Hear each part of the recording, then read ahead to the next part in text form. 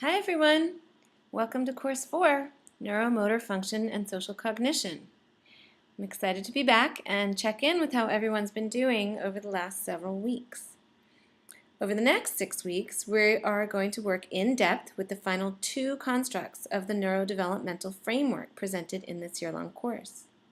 So although the materials I will introduce during this course will focus on neuromotor function and social cognition in particular, throughout these 6 weeks together, I really encourage everyone to draw upon what you now know about the constructs that we previously introduced in courses 1, 2, and 3 as you complete the assignments and engage in our live discussions and discussion forums for this last course.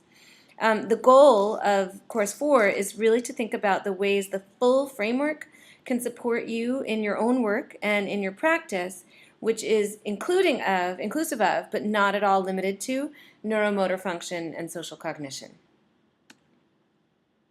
So this slide provides you with a really broad overview of Course 4 goals to give you an idea of where we're headed. So in addition to understanding the components of the constructs themselves, we're going to think really closely about how neuromotor function and social cognition operate in the classroom. So we'll ask ourselves questions such as, in what ways might these constructs lead us to uncover hidden demands in learning tasks and in assignments?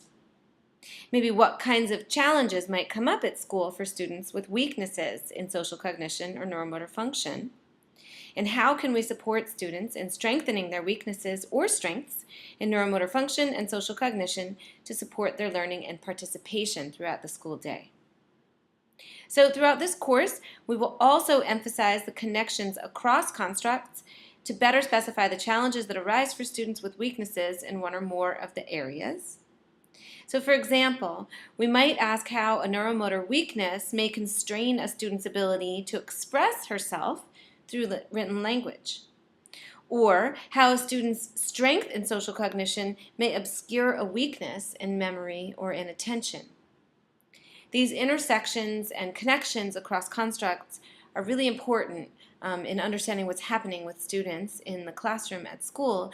And so by introducing these final 2 constructs in Course 4, we can begin the process that will continue in Course 5 of really synthesizing what it means to take a neurodevelopmental lens on understanding student learning and teaching in the classroom at school.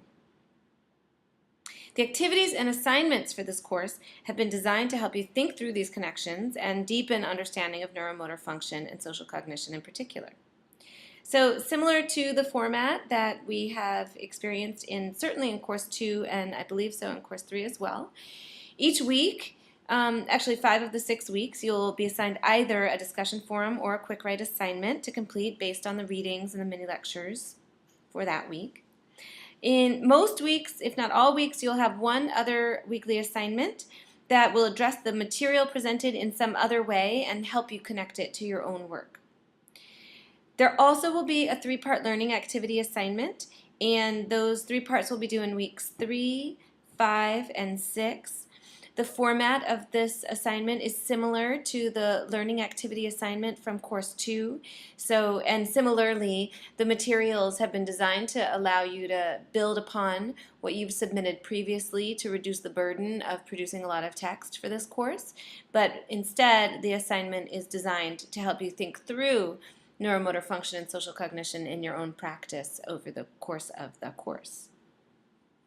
So for this assignment, you're going to be asked to focus on a target student, and you'll use your knowledge of all of the constructs to design a tool or task to support that target student in the classroom.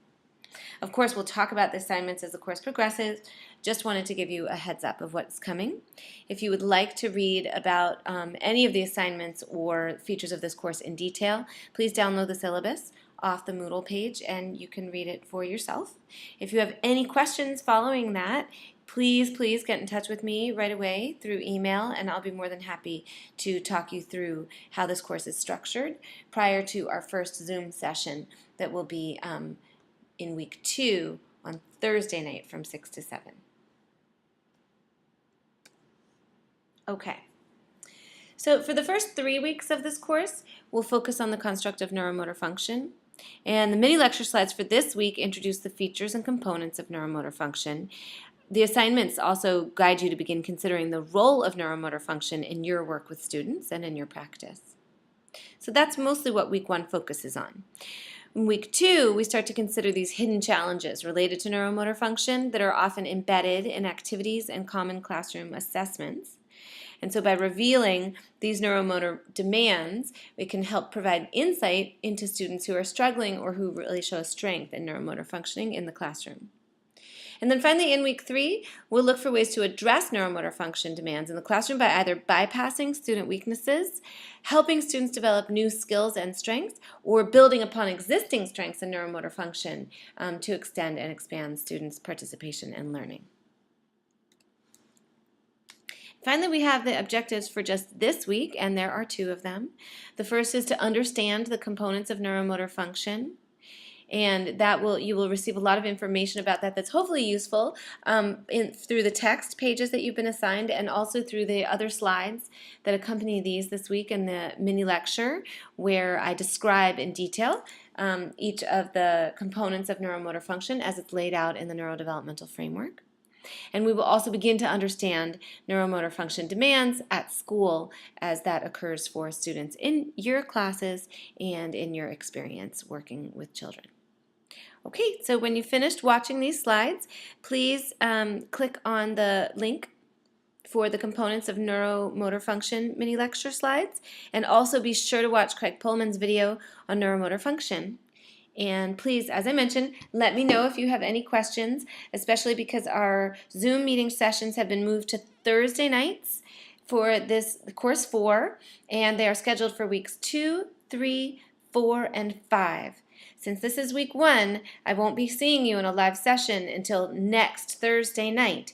So if you have any questions at all or issues you'd like to discuss in the meantime, please let me know right away, and I will look forward to seeing you. Take care, everyone. See you soon. Bye-bye.